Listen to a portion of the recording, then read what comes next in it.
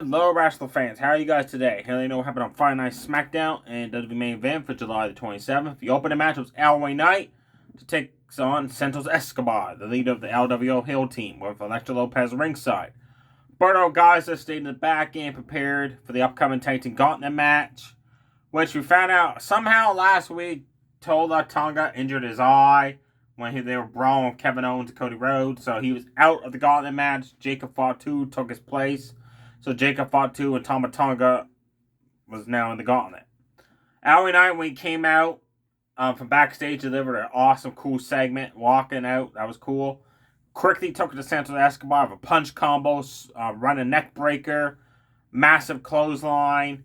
Suddenly, Santos Escobar caught Alway Knight coming, took the world backbreaker.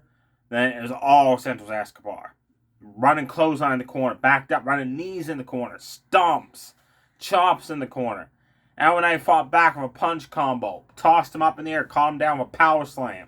Suddenly, Elektra Lopez distracted the referee. Logan Paul ran out to try to help Santos Escobar. Alway Knight just smacked him with a huge right hand. Caught Santos Escobar going for the Falcon Arrow. Reversed it. Rose plant DDT for the win. After the match, as Alway Knight is celebrating, he forgot about Logan Paul, the United States champion. He attacked Alway Knight. Alongside Santos Escobar, they double-teamed him. Stomps in the corner, just beat the shit out of Alway Knight. Santos held him down so Logan Paul could deliver a top rope frog splash to soften up Alway Knight before they clash next week at SummerSlam for the United States Championship. Next up, we thought we were going to have Jade Garjo, Bianca Belair facing the Dawn and Kay Alba Fire for the Women's Tag Team Championships. Jade, Bianca come out. They're like, come on, where are you guys at? Come on, let's go. Referees in the ring. Suddenly the champs attack them from behind. No match happens. They brawl. Bianca throws Dawn out of the ring. And then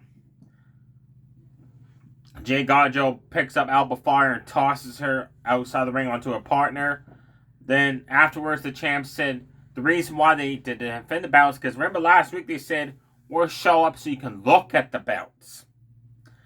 They mean they're actually going to defend the titles against them, because they got to focus on Metaphors Jackson and Last Legend next week at the Great American Bash on NXT week 1.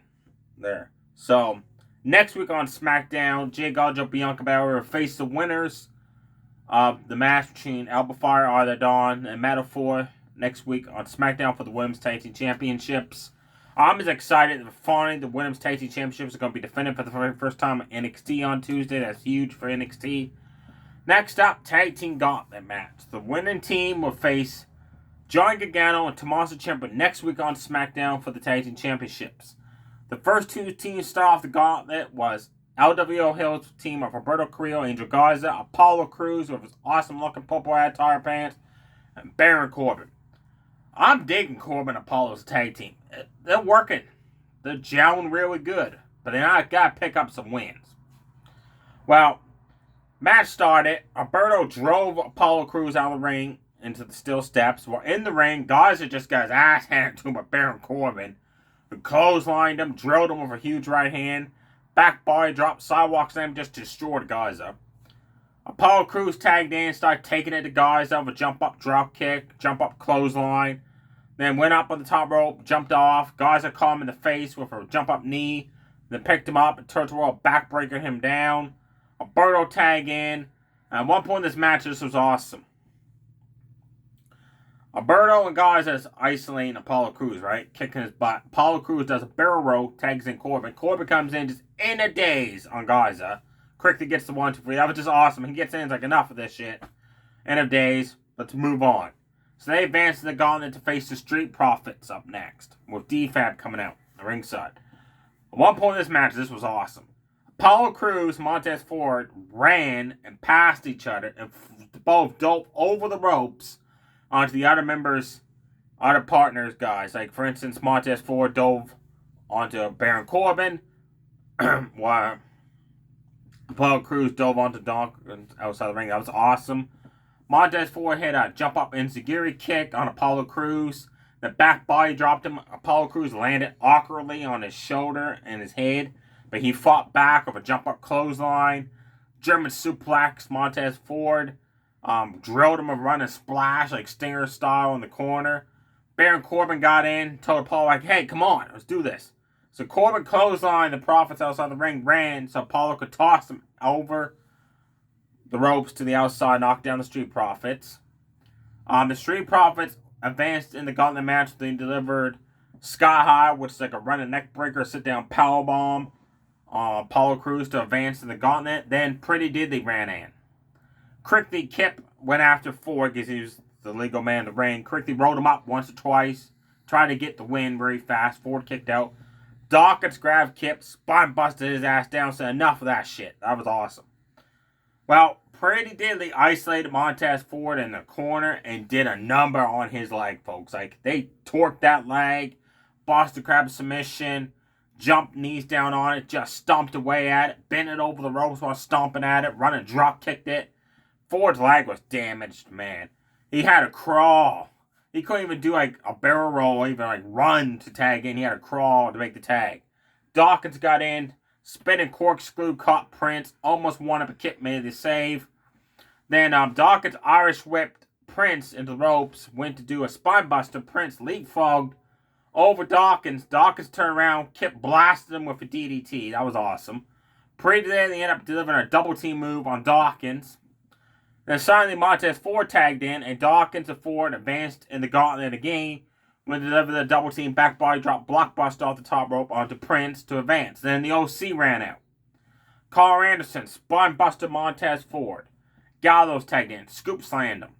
Elbow drop, tagged out. Carl Anderson got in, scoop slammed Montez Ford. They started working on the leg again, kicking it and applying leg submissions. Ford got away, tagged in Dawkins. Dawkins did a spine buster Carl Anderson, rolled up Luke Gallows for the 1-2-3 to quickly eliminate the OC. Then the Bloodline came out. Jacob fought two with Tama Tonga. They just destroyed the Street Profits and won the gauntlet match. And then I was like, wow, the Bloodline dominated that gauntlet match. Bullshit. Corey Graves, Ray Barrett. To dominate a gauntlet match, you gotta be in it for quite a while. The Street Profits were, man, not just the last team coming out. Last team winning it, there's no way they dominate a gauntlet match. Get your facts straight there, announcers. I honestly was not happy with the Bloodline winning it because it was so predictable. They were going to be the winners. And they just destroyed the Street Profits. Like, the Street Profits took out Apollo and Corbin. They took out the Pretty Diddley. They took out the OC. They were on a roll, right? And then they just got squashed. Like, what the hell? If you want the Bloodline to be dominant, have them start off the gauntlet. Then they could have dominated all the way to the win. That would make better sense. So it was an awesome gauntlet match. Check it out until the Bloodline ran out and won the match. Your main event was Bayley and Mia Yim took on Queen Nia Jax and Tiffany Stratton, whose briefcase is like duct taped with pink and green duct tape. It's hilarious because last week Bayley destroyed it. During Mia Yim's entrance, Nia Jax and Tiffany Stratton attacked her outside the ring. Worked on her arm, drove her into the steel steps, drove her into the ring post. Bayley finally came out with a Singapore cane, clean house, and then the match started. Bayley attacked Tiffany Stratton, ground pound, New Fred's press, just whooped her ass with Punch Fury. Till Tiffany Stratton did like a cartwheel, barrel roll, tagging Nia Jax. And Nia Jax was like, I could do that. I don't want to see Nia Jax attempt a barrel roll into a cartwheel. Nope. Do you want to see her attempt that? I don't. Guys, it's going to be bad. Nia Jax got in, ran at Bayley. Bayley moved out of the way, Punch Fury, clotheslines, finally knocked down the Queen Nia, kicked away at her. Nia Jax ran, Irish whipped in the corner, had her run a splash in the corner, run a butt in the corner. Mia Yim got up with the ring apron. Nia Jax like, I don't think so. Rolled out of the ring, pulled Mia Yim off the ring apron, caught her, small dropped her ass on the outside. Tiffany Stratton got in, hit a running forearm, shot in the corner onto Bayley. Bayley fought back with a back body drop. Hit a top rope elbow drop on Queen Nia. Tiffany Stratton made the save. Finally, Mia Yim tagged in. Clean house on Tiffany Stratton. Running string and neck breaker. Waited she got up, running clotheslines. Jump up drop kick. All over Tiffany Stratton. Until Nia Jax made the tag in and just clothesline Mia Yim. And that was it for her. She was flat out. Bayley tagged back in and was taking on Nia Jax. Tiffany Stratton, referee did not see this, grabbed the briefcase, smashed Bayley right in the face with it, because the referee was dealing with Mia Yim trying to get her out of the ring because Bayley had made the tag. That allowed Nia Jax to deliver the bonsai drop for the 1-2-3 to earn a victory against Bayley before the upcoming SmackDown Women's Championship match at SummerSlam. After the match, Nia Jax, Tiffany Stratton posed, and Tiffany Stratton's briefcase is just hilarious. Like, she holds it up, and the thing's just like barely hanging together with the duct tape. It's just her way to make the debut of the pink briefcase. It's only been leaked online. She's shown pictures of this pink briefcase she's going to debut soon. There we have it for matches on SmackDown. Definitely check out all 3 matches. They're worth watching. Like I said, until the Bloodline wins the gauntlet. Next week, we got double title matches. We got DIY versus the Bloodline. Jacob Fatu, Tama Tonga. The championship's on the line. And we also got Bianca Belair, Jay Gajo facing the winners of Alba Fire, Isla Dawn, or Matter 4 for the Women's Tag Team Championships. Let me know below in the comments. Do you think it's going to be against Alba Fire, Isla Dawn? Or will Matter 4 shock us and win the titles and they'll go on to SmackDown to defend them? I hope DIY retains the titles by help from Kevin Owens, Randy Orton, Cody Rhodes, or they got the championship advantage. Bloodline cheats all the time, so why can't the tag team champions of faces just one time cheat? Like, get disqualified, count it out to keep those titles. Also, Cody Rhodes, Solo Sikoa segment. There's going to be an hour night Logan Paul segment to build up the matches for SummerSlam. A main event, NXT's Brodie Reese took on NXT's JC Jade. This match I did not care for at all because every time that one would do a move, to pose. Like JC Jade, clothesline, posed. Brodie Reese, clothesline, slap her ass. JC Jade, super kick, posed. Brodie Reese, body slam, muscle pose. Like, come on, don't do a move, just pose. Like, continue moves. JC Jade won the match with a super kick for the 1-2-3. The other match was Ivy Nile took on Alba Fire with Isla Dawn ringside. Ivy Nile just destroyed Alba Fire. Series of clotheslines, running Bulldog out of the corner. Stalin suplex, snap suplex, just took her right to Alba Fire.